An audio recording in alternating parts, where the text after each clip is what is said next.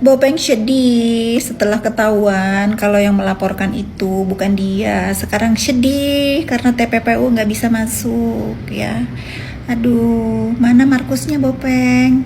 Segitu aja. Jangan lupa P18 tuh.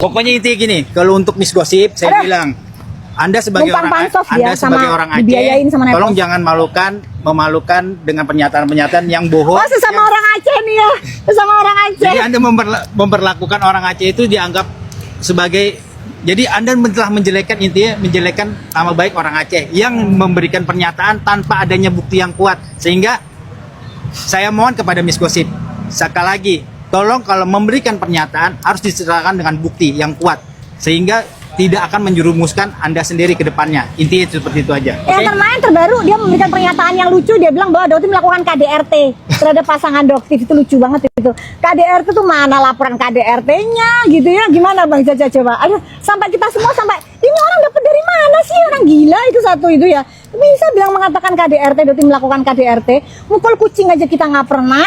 Jadi gitu tolong intinya kalau ingin memberikan informasi yang benar, tolong buktikan. Jangan hanya berdasarkan omongan-omongan liar sehingga dia modalnya chat GPT gitu kan, modal dia modal Google searching. Nggak jelas ya. Udah ya. Kan katanya mau dilaporin Doktif Sudah dilaporkan. Jadi mungkin minggu depan panggilan Doktif ke Polres Jakarta Selatan.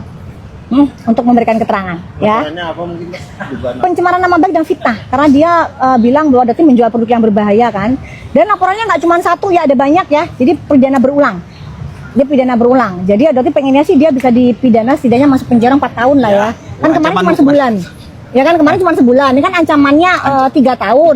Nah kalau sepertiga berarti kan kurang lebih 4 tahun. Betul ya, jadi kita minta nanti kalau bisa hakimnya 4 tahun aja deh ketoknya gitu ya, supaya dia nggak mengulang-ulangi bolak-balik di media seperti itu ya. Dok, kan bisnis juga mau laporin Doktif. Nggak ngomong tok mana sampai kapan, katanya dari kemarin bilangnya setelah lebaran, mana nggak ada, udah.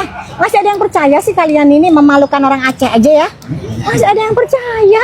Heran Doktif masih ada yang percaya sama Nepos juga. Berarti nggak gentar ya Dok, walaupun ngapain, laporin aja, orang nggak bakalan diterima juga laporannya, orang semua itu hoax, fitnah semua. Silakan aja ditunggu, bahkan cuma menunggu kata donasi dari masyarakat Rp1.000 ditunggu ya. Jadi silakan buat kalian yang merasa mendukung Miss Gosip, tolonglah didonasiin lah, kasihan dia ya. Silakan, karena dia punya 5 orang anak ya, jadi dia lagi kesulitan juga, jadi dia punya 5 orang anak ya, sudah dibantu aja silahkan kita ya. Rp1.000 doang kan. Mungkin Bang Caca mau ikut donasi ke Miss Gosip boleh. Soalnya Doktif sudah donasi sih 100.100. Siap Ya, oke ya. Nggak usah, nggak penting, orang-orang itu nggak penting, pansos aja. Oke. terima kasih. Ini ultimatumnya kepada PH-nya dokter detektif yang mengatakan seharusnya Miss Gosip ini malu selaku orang Aceh mengeluarkan statement yang hoax. Ini Pak, saya jelaskan. Saya selaku Miss Gosip tidak pernah mengeluarkan statement yang hoax. Statement yang saya keluarkan ada data, ada fakta, ada buktinya Pak. Jikapun ada statement saya yang keliru, saya siap bertanggung jawab secara hukum. Lantas ada masalah Bapak dengan saya, kenapa harus Bapak kaitkan setiap statement saya dengan suku saya? Saya berbicara di sini selaku masyarakat Indonesia yang membongkar kejahatannya dokter detektif. Tolong Pak, jangan buat penggiringan opini. Kalau Bapak ingin membela klien Bapak silahkan, kalau perlu di pengadilan ya silahkan, itu hak Bapak. Tapi jangan pernah membuat penggiringan opini ya Pak. Kenapa Bapak harus mengulti saya? Apakah Bapak merasa pro gitu karena kita satu suku? Maaf Pak ya, kalau Bapak tidak bisa bijaksana, saya juga tidak akan respect kepada Bapak. Mending Bapak pulang dulu, bobok malam, ngewong sama istri, pikiran jernih, balik lagi ulti saya silahkan. Wadidaw sekali itu Pak ya. Oke, harap dicerna. Saya berbicara di sini sebagai masyarakat Indonesia, bukan perkara suku. Di sini tidak ada peperangan suku Pak ya. Harap dicerna, harus waras, jangan dipintir. Oke ya Pak, pulang dulu, bobok malam, ngewong sama istri, baru ulti saya. Oke, wadidaw sekali. Wadidaw, menurut dokter detektif, DRL tidak patut jadikan panutan sebagai seorang dokter karena sudah melakukan penipuan terhadap masyarakat. Lantas, siapakah yang patut jadikan panutan sebagai seorang dokter? Doktif kah? No. Doktif juga sama melakukan penipuan terhadap masyarakat Indonesia dengan menjual produk yang sudah ditarik NA-nya oleh BPOM. Di situ termasuk menjual produk ilegal. Jadi kalau Miss Gosip harus memilih edukasi DRL dengan edukasinya dokter detektif, Miss Gosip masih memilih edukasinya DRL. Karena apa? DRL fokus ke edukasi, tidak merambah ke ranah yang lainnya. Kalau dokter detektif itu edukasinya lebih ke membahas ranah pribadi orang lain. Bahkan pembulian terhadap anak itu tidak patut dinormalisasikan. Lebih parahnya membuka aib orang lain. Itukah yang dikatakan dokter panutan sebagai dokter detektif? Wadidaw sekali ya kan. Nah, kalau Miss Gosip bisa memberikan nilai untuk dokter detektif 1 sampai 100, nilai untuk dokter detektif 0 ya, 0.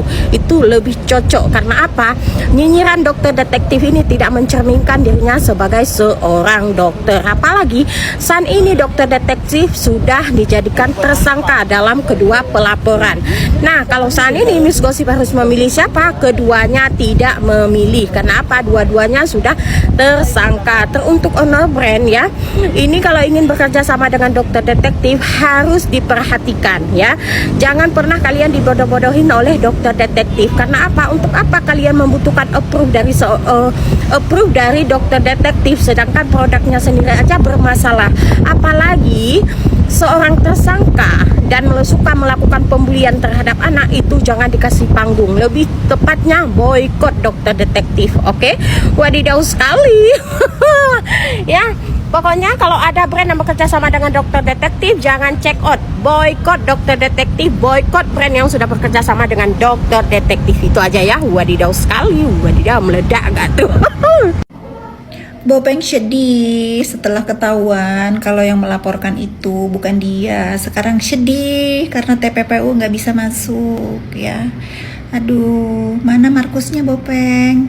Segitu aja. Jangan lupa P18 tuh. Sabar gitu ya. Emang manusia dajal itu nggak akan pernah bisa jadi pemenang, oke? Paham Bopeng? Gak usah marah-marah. Memang fakta kalau yang melaporkan itu bukan elu. Haha, ya. Kalau dia mewakili elu, setidaknya disebut nama lu Bopeng Mandul gitu. Misalnya mewakili pelaporan atas yang bernama Bopeng Mandul, kan nggak ada, ya? Kan nggak ada. Kurang cocok Markus lu ngatur skenario ini. Terlalu gegabah. Iya tahu Peng, tahu kubu Markus Syariah. Paham? Markus Syariah, paham dong. Masa enggak? Doktif harus menelan pil pahit dan sedikit kecewa terhadap penyidik yang tangani perkara Dr. Richard Lee. Pasalnya, Doktif yang sangat menginginkan dalam kasus Dr. Richard Lee ini yang dijerat dengan pasal Undang-Undang Kesehatan dan Undang-Undang Perlindungan Konsumen, penyidik dapat menerapkan pasal TPPU. Namun, penyidik mengatakan bahwa pasal TPPU tidak dapat diterapkan dalam kasus Dr. Richard Lee. Jadi hari ini, Selasa 7 April 2026, Doktif yang didampingi oleh pengacaranya datang kembali ke Polda Metro Jaya. Dalam wawancara dengan media, Doktif mengatakan berdasarkan informasi yang dia dapatkan, diduga dari pihak penyidik mengatakan bahwasannya dalam kasus Dr. Richard Lee yang dijerat dengan pasal Undang-Undang Perlindungan Konsumen dan Undang-Undang Kesehatan tidak dapat diterapkan pasal TPPU di dalamnya karena pelaporan dari awal tidak ada pasal TPPU yang dilaporkan. Doktif pun sedikit kecewa, padahal Doktif sangat meyakini pihak kepolisian itu tegak lurus dan merah putih. Dan Doktif pun mengharapkan masyarakat untuk ikut mengawal perkara ini. Wah, gimana nih guys menurut kalian? Coba tulis pendapat kalian di kolom komentar.